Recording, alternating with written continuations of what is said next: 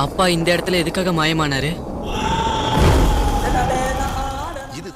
ஏய் I guess welcome to cinema captain YouTube channel. இப்போ பார்த்தீங்கன்னா, ஃபைனலாக பார்த்தீங்கன்னா, நம்ம காந்தாரா சாப்டர் 1 படம் பார்த்தீங்கன்னா ரிலீஸ் ஆயிடுச்சு. ஸோ ஆல்ரெடி காந்தாரா பார்ட் 1 பார்க்காதவங்க அத பார்த்துட்டு இந்த படத்த பாருங்க. அப்பதான் இந்த படத்தோட ஸ்டோரி உங்களுக்கு என்ன, காந்தாரா யாரு, அந்த கடவுள் யாரு, ஸோ அந்த கடவுள எப்படி இவங்க வணங்குறாங்க, அந்த கடவுள் எப்படி வந்துச்சு, ஸோ எல்லா விஷயம் உங்களுக்கு வந்து அப்பதான் புரிய ஆரம்பிக்கும். வாங்க வீடியோக்குள்ள டேரக்ட்டா போயிடலாம். ஸோ அதாவது காந்தாரா. ஸோ இந்த படம் பார்த்தீங்கன்னா 125 கோடின்னு சொன்னா நம்பவே முடியாதுங்க. இந்த படம் பட்ஜெட் பார்த்தீங்கன்னா ரொம்பவே கம்மியா இருக்கு. பட் படம் வந்து ரொம்ப பிரம்மாண்டமா எடுத்திருக்காங்க. கிளைமேக்ஸ் சீன்லாம் பார்த்தீங்கன்னா, அந்த அளவுக்கு பார்த்தீங்கன்னா, விஷுவல் எஃபெக்ட்ஸ்லாம் சூப்பரா காட்டியிருக்காங்க. ஸோ என்னடா இந்த பட்ஜெட்ல இந்த மாரி படம் எடுக்க முடியுமான்னு சொல்லி என்னைய பத்தி கேட்டா, கண்டிப்பா என்னால இல்ல சின்ன பட்ஜெட் படமே நான் சொல்ல மாட்டேன். எல்லாம் பார்த்தீங்கன்னா, ஒரு 500 கோடி பட்ஜெட் எடுக்க வேண்டிய படத்த அளவுக்கு இந்த படத்த பார்த்து சூப்பரா எடுத்து வச்சிருக்காங்க. சின்ன பட்ஜெட்ல.